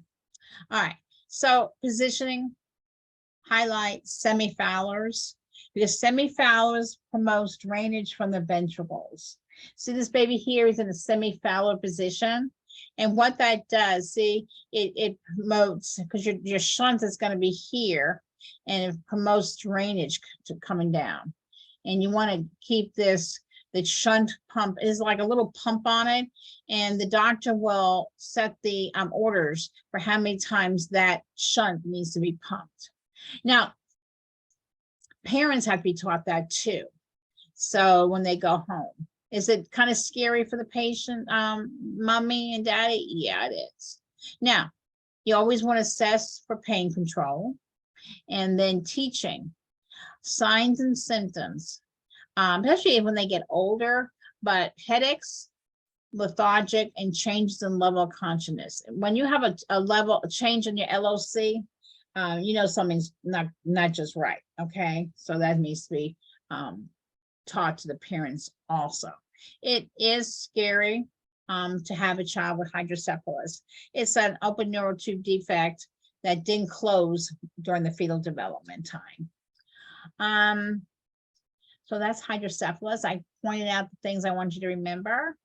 And then Down syndrome, another problem that can happen, and mainly it's a common chromosomal abnormality. Now, the test they do to confirm someone with Down syndrome is an amniocentesis. Now, this can be done like early in pregnancy and to determine, or she can have an alpha-fetoprotein test around 16 to 18 weeks gestation, and that kind of gives us, that's more of a screening test. But amniocentesis would be the test to confirm the diagnosis. So it's a diagnostic test. When a mom is above 35, she's advanced maternal age, they do recommend those women to get a test for Down syndrome. When a gentleman is, the father is maybe 55 years or older, because the sperms get old, they're recommended. It's up to the parents. It's totally up to them. Some patients don't have it because they feel they wouldn't do anything anyway. Some women want to know in the very beginning because they may opt to abort. What are you going to see? Well, you're going to see some physical abnormalities, and let me give you the highlights. So closed set eyes, as you can see, the eyes are closed. Another big one is the protruding tongue right here, the protruding tongue. That's very much so of a Down syndrome. That's we can see when the baby is just born. The simian crease is, we'll look at the palm of your hand, and you have creases. I have my crease. If you have a straight line straight across the palm of your hand, that's called a simian crease. That's indicative of Down syndrome. And then you have your hands. The hands are short and thick, and the toes can be widely spread apart. And they all grow and develop at different paces. There's a lot has been happening to help Down syndrome children, and then a lot of them too may have a heart deformity, and that could take them earlier. But a lot of I can tell you, a lot of children are making it to middle age. Yeah, and so now they're looking at Alzheimer's in that population. Now, they have a poor resistance to infections, so you have to be careful with these children. And they're more prone to respiratory and ear infections. A lot of them have speech and hearing problems. So it's all according to the severity of the Down syndrome.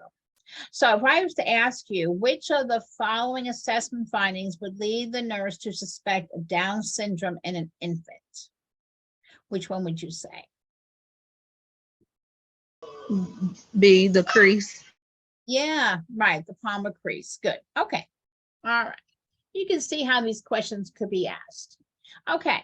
So now we go into cleft lip and cleft palate.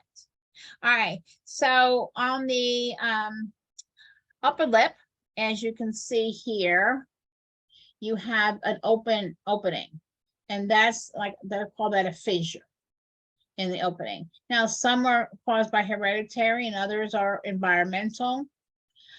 What you have to worry about for these poor guys is a middle ear infection Also with the cleft palate, they can have, see up here, the cleft palate, the top portion of the mouth. They also, it didn't come together during the embryonic stage. So what happens is that it does have to, they have to be repaired. Okay, because these children, I write this down, they are prone to ear infections, middle ear infections. So write that down. So if I tell you to write something down, I hope you're writing it down. And the treatment it has to be done within 3 months of age.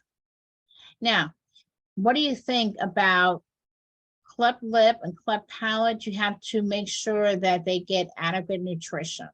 So this is hard for a baby to suck, don't you think? So they have to have special bottles or syringe even to feed them. Okay. Now, when you have a baby that had surgery for a cleft lip, like here, you have to restrain their hands. Because what are they going to do? This is like any other surgery. They want to scratch it, okay? And when you can keep a child or baby from scratching his lip, and this gets to heal properly, the scar will be less. If you don't, and they scratch and it opens up, and then it has to heal again, each time when it tries to heal, the skin will not adhere like it did in the very beginning. So you want to really prevent them from scratching. So then you could have a really nice incision, very little, and you can't even tell it, because now the plastic surgeons, they do such a fine job on it. So let me give you a question. While assessing a newborn with a cleft lip, the nurse would be alert that which of the following would be most likely to be compromised? The sucking ability. Yes, good. Right, we got it. Okay. How about another question? When assessing a child with a cleft palate, the nurse is aware that the child is at risk for more frequent episodes of otitis media, due to which of the following? So remember, I talked about ear infections, right? So what would be why? Which of the following? It'll be B, because typically with too many ear infections, you'll eventually get tubes. So B. Yes, B. Yeah, because as a structural defect, the children with a cleft palate they have more ineffective functioning of their eustachian tubes. And so what happens, it creates more times of the ear can get infected because the eustachian tube is not draining, so they get more infections. All righty, good deal. I'm gonna go right into jaundice, and then I got some questions for you. Okay, so jaundice we talked about earlier. So here's another picture of jaundice. This baby's quite yellow. Remember I told you the bilirubin, it gets with the phototherapy, it gets broken down and it gets excreted in the feces and in the urine. It gets out. Okay, that's why we want to feed these babies like every 2 to 3 hours, because we're giving them fluids. Don't forget they're under phototherapy. It's like, I guess you could equate that if you ever go to a tanning salon and you go in those things and you bring down the light, and remember you got your eyes covered in those too. It's quite intense, but this baby is going to be in there for hours, and so you have to give them plenty of fluids, cover the eyes. Okay. We'll talk about erythroblastosis fetalis. That's part of the hemolytic disease. And we know that from mommy being Rh negative and not getting Rogaine. And then she gives birth to a baby that is Rh positive. And what happens is that mom's antibodies, right, they're like Mrs. Pac-Man. She can come and eat up all the baby's erythrocytes and causes him to have a hemolytic disease, and that's called erythroblastosis fetalis. So what are you going to do? You're going to give mom Rogaine, right? Rogaine during pregnancy, and then after pregnancy before she goes home. So usually about 72 hours after delivery, she'll get another dose of Rogaine. What are you doing that? It's to protect the next pregnancy, because each time mom's antibodies will increase. So you don't want that. So you want to make sure that you're protecting each pregnancy. But baby has acute bilirubin encephalopathy. That's an acute manifestation of toxicity. Baby is very limp, could have a seizure, lethargic, coma, and death. Not good. If baby has too much bilirubin, it's called kernicterus. You can't reverse it. It's irreversible. You have brain damage. So these are things we want to take really serious when we look for jaundice. Pathological jaundice occurs in the first 24 hours of life. Physiological jaundice about day 3. Okay. All right. Remember, babies' livers are immature, okay, at birth. They're not able to break down the excessive amount of bilirubin that is what's going in their system. Okay. So let's give you a question. So a 1-week-old full-term infant is readmitted to the newborn nursery for hyperbilirubinemia. Okay. So that means he went home and came back, right? All right. He's got too much bilirubin in his blood. So what supplies should the nurse gather in preparation for the infant's treatment plan? It's gonna be you need the eye patches for the light. Yeah, exactly. That's my supply. Sure. I don't need a scale to weigh diapers right now for this, because the question is asking you about a condition of hyperbilirubinemia. Correct. Again, if you're looking at all these choices, you go, remember, go back to the stem of the question and ask yourself, what's the question asking me? Works. It really does work. All right, let's I know you've probably gonna see hip dysplasia, so I want to make sure I go over this with you. And it's just what happens is that you see there is varying degrees of dislocation of the hip. Okay, so highlight or write this down. One buttocks appears higher. You have unequal gluteal folds. Yeah, one buttock, I think it was on a quiz even. One buttock appears higher, unequal gluteal folds. So you can see it when we have the baby in the nursery. A lot of the pediatricians will stand the baby up and they can see it. One buttock is higher than the other. So, and you can see on this picture too, the gluteal folds, they're unequal. They should be equal. And then you have the Barlow and Ortolani tests. In the Ortolani test, you actually can hear like the click where the top of the femur doesn't get inside the acetabulum and it's kind of clicks. Okay.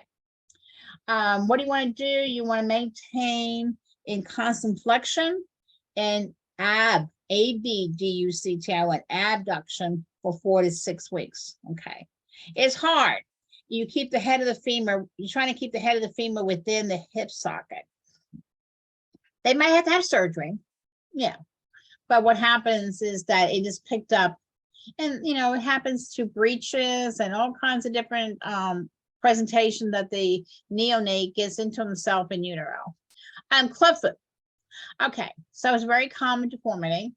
This foot, as you can see, the foot is what? Is what? Twisted inward. It can be inward or outward.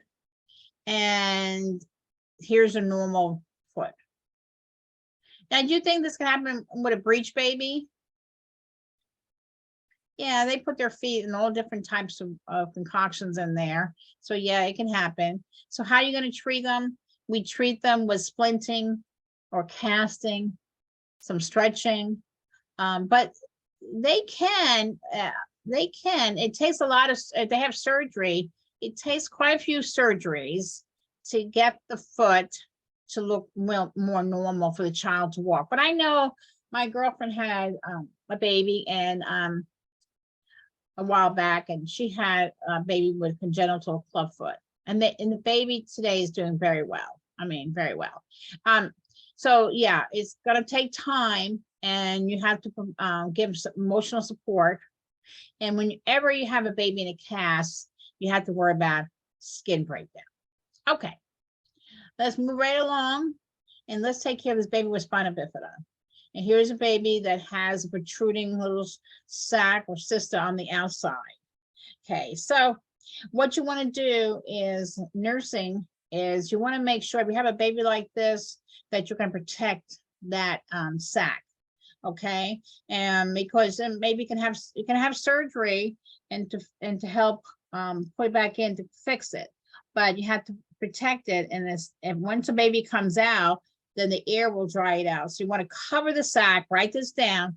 You want to cover the sac with a sterile towel in saline. Okay, all right, or dressing. We usually use a sterile towel, one of the blue towels, and we put saline on it. Main thing is we want to make sure that we protect the sac or the meningeal seal. Okay, we also want to prevent pressure on the sac. So what we'll do is put the baby in, say here, this baby is in more of a prone position to keep the pressure off the sac. Okay, and they can close this, they can close it if necessary. Now these kind of babies have a hard time because it's all according to if it's a complete myelomeningocele cysta coming out, then they're actually paralyzed from the waist down. Okay. And those babies have to eventually go into what we call not rehabilitation, but habilitation, and they learn to live with their the deficits. Okay, we're rushing right here into metabolic defects. Okay, so these are the three main ones, and you probably will see one of them again, or maybe two. Glycemia is what? Glucose in the blood. All right. And so what happens with these children, they're unable to use their galactose and lactose, which is the sugars. And so what they can happen is cirrhosis, the liver can get involved. It can deteriorate faster with too much sugar. They have mental retardation. These kids can't have any dairy because dairy has what? Galactose and lactose. And guess what? They can't breastfeed because breastfeeding again has some sugars in it. So again, no breastfeeding. They have to go on a lactose-free formula or like a soy protein based formula.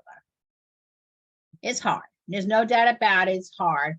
And this is an era of metabolism.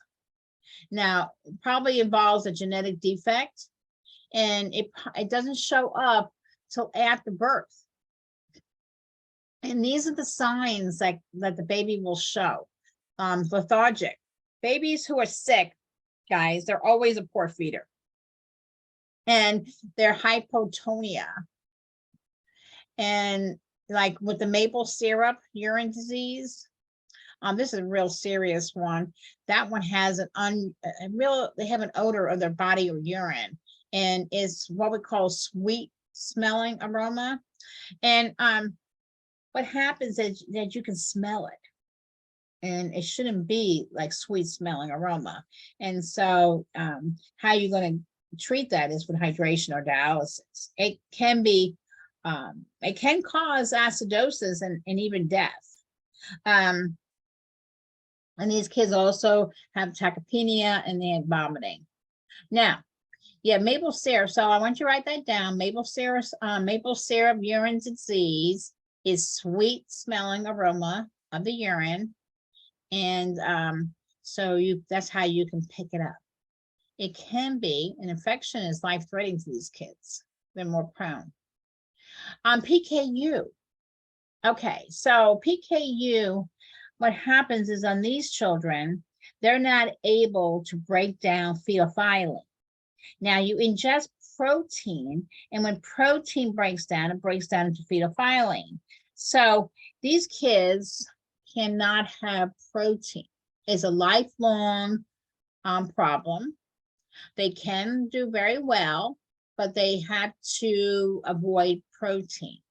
And so you have to teach mom and dad how to read food labels. This test is mandatory for all newborns to have this at birth before they leave the hospital. Because if you don't pick up this defect, then what happens, the child keeps having protein and the amount of phenolphthalein then increases. And when it gets that level, it goes to the brain and it can cause brain damage. So easily taken care of. And, you know, every baby has to have it. And so we can pick it up quick. It's called the Guthrie test that's done on these babies. It's a specialized test.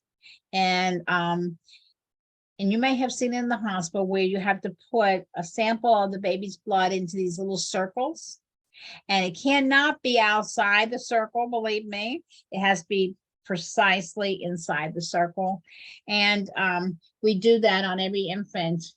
And if the baby goes home before 72 hours, then they have to bring the baby back. Now, the reason why we have to wait either 2 or 3 days, the best, is because you have to give the baby enough protein, because it's in the protein that the phenolphthalein is. So that's usually a good test question as a hint. So you have to wait so the baby ingests protein, and then you can do this test. So usually it's on the day of discharge. So for vaginal delivery, you at least have them for 48 hours. So the baby's had several feedings, put it that way. For C-section is 72 hours. Again, the baby had enough feedings with protein in it to get a real accurate test. It's real important. And again, it is a mandatory test in every state. All right. We got 2 more of very important that you might see again on your exam. And this is called the neonatal abstinence syndrome. And what happens is, you remember, mom takes in drugs, it crosses the placenta and affects the baby. So during the pregnancy, if mom is ingesting drugs, okay, baby's taking in drugs. So mom delivers baby comes out, cord is cut, baby doesn't get any more drugs. What happens to baby? He's going to go through withdrawals. Just as an adult that's coming off drugs, same thing. Okay, they go through a nasty withdrawal. Okay, so the earlier you pick up, the better it is. Neurologically, these babies have a real high pitch cry. They're very, very irritable. They could have seizures.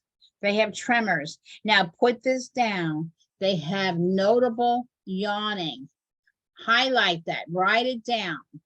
Okay, this is like a really good wall that apply question. All right, and then they may have some problems with sucking, and they can vomit, and they have difficulty feeding. These babies are they cannot be consoled. They're very, very irritable. So what you want to do is you want to give them a very quiet environment, okay? You don't want a whole bunch of stimulation, no. You know, you're going to be watching, you're going to be doing toxicology on them.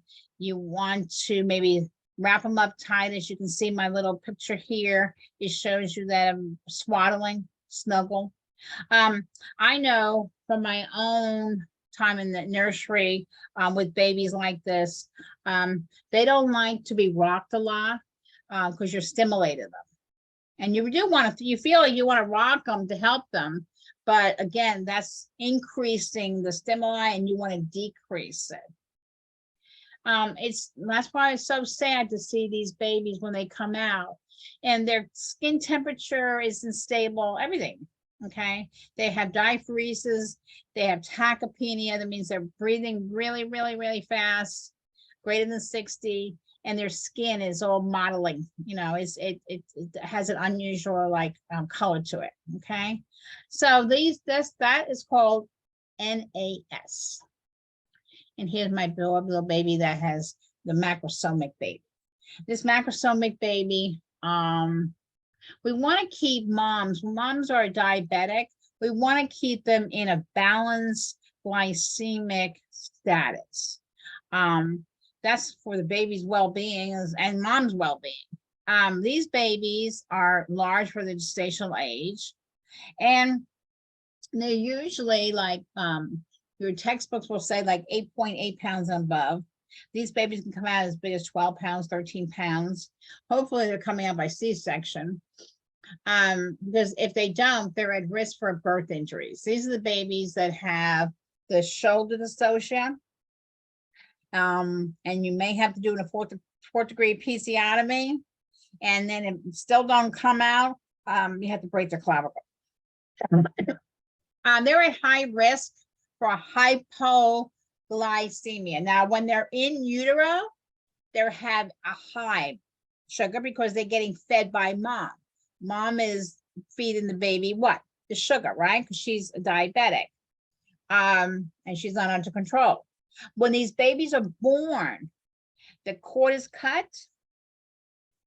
That's when the baby's now on his own. And so he was used to all that sugar. And now what happens, the sugar is he's not being fed the sugar anymore. So what happens is that their blood sugar will go down. Remember that, hypoglycemia. So these babies need to be breastfed every 1 to 2 hours. We want to get the sugar level, and we're going to be testing his glucose level. So we want to make sure that the glucose stays stable. These babies are also at risk for respiratory distress syndrome. And also because they have a decrease in surfactant for their lung development, because they had increased insulin production. And so, because remember in utero, I said about the hyperglycemia, and so their little pancreas is trying to make enough insulin. And so what happens is then that has an effect on the surfactant development. And so they don't have the surfactant they need. So then they have what? That causes them to have more respiratory distress syndrome. All right. And then they have increase in congenital anomalies, and they have to be checked for what? Heart. And babies born to a type 1 diabetic are more prone to congenital anomalies because of the unstableness of the sugar. All right, so on your test, you will have some questions, 5 on math, like we always do. So remember milligrams. If it's asking for milligrams, milligrams. If it's asking for mLs, mLs. Pound to kilogram. Okay, you know all that. On your test for ExamSoft, don't label like ML or MG. Just put the number in. Okay, I know it's kind of weird, but that's a computer test. Okay, guys, that was my pleasure to do this today for you for exam number 3. Okay, gave you some really good pointers, and be sure that you do everything. Make sure you do your reading, right? Read all the chapters, chapter 10, chapter 12, chapter 13, chapter 14. Okay. All right. So I'm going to say goodbye and have a good night.